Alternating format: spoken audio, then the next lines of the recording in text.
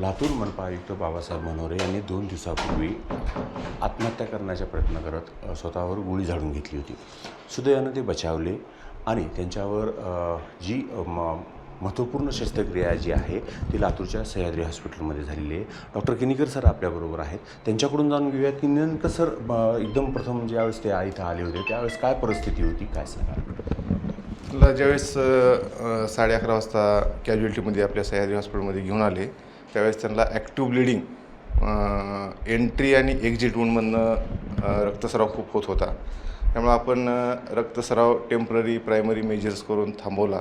नंतर CT scan केला. CT स्कॅनमध्ये असं दिसून आलं की कवटीचं हाड फ्रॅक्चर होऊन कवटीच्या मधून जी बुलेट आहे ती आरपार पास झालेली होती आणि त्याच्या ट्रॅकमधनं ब्रेनला डॅमेज करून गेलेली होती आणि कवटीचे जी हाडाचे तुकडे आहेत ते ब्रेनमध्ये सर्वत्र पसरलेले होते.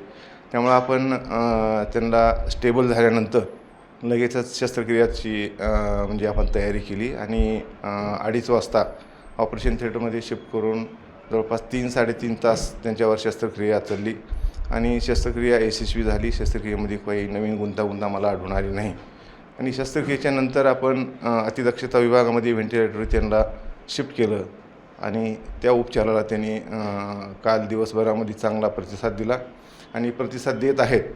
पण उजव्या साईडच्या मेंदूला मार लागल्यामुळं डाव्या हात आणि पायामध्ये कमजोरी येण्याची शक्यता असल्यामुळं आपण पुढील जी न्यूरो रिहॅबिलिटेशन ज्याला म्हणतो आपण, जी ॲडव्हान्स न्यूरो रिहॅब सेंटर म्हणजे कोकिळाबेन धीरूभाई अंबानी ह्या हॉस्पिटलमध्ये मी बघितलेलं आहे.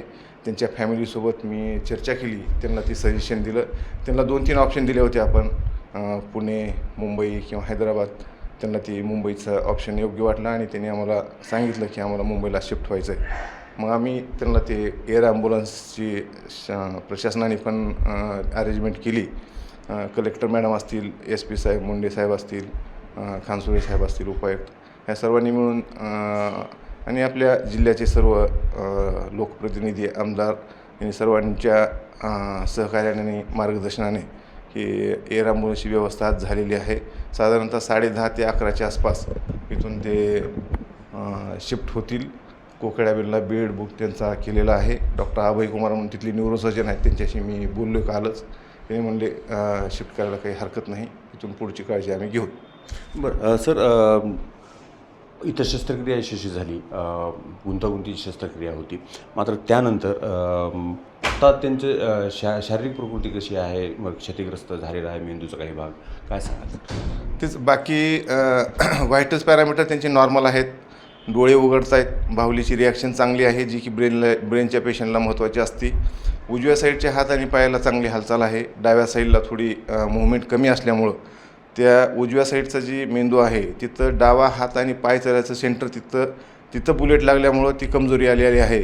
ती कमीत कमी कमजोरी कसं येईल आणि त्याला ॲक्टिव्ह कसं करता येईल ह्याच्यासाठी आपण ही शिफ्टिंगचा निर्णय त्यांच्या फॅमिलीसोबत चर्चा करून घेतलेला आहे. आता काही वेळामध्ये एअरलिफ्ट करण्यात येईल आणि त्यानंतर त्यांच्यावर पुढील उपचार हे मुंबईच्या कोकिळाबेन हॉस्पिटलमध्ये होतील. निशांत भद्रेश्वर, ABP माझा, लातूर. ABP माझा, उघडा डोळे बघा नीट.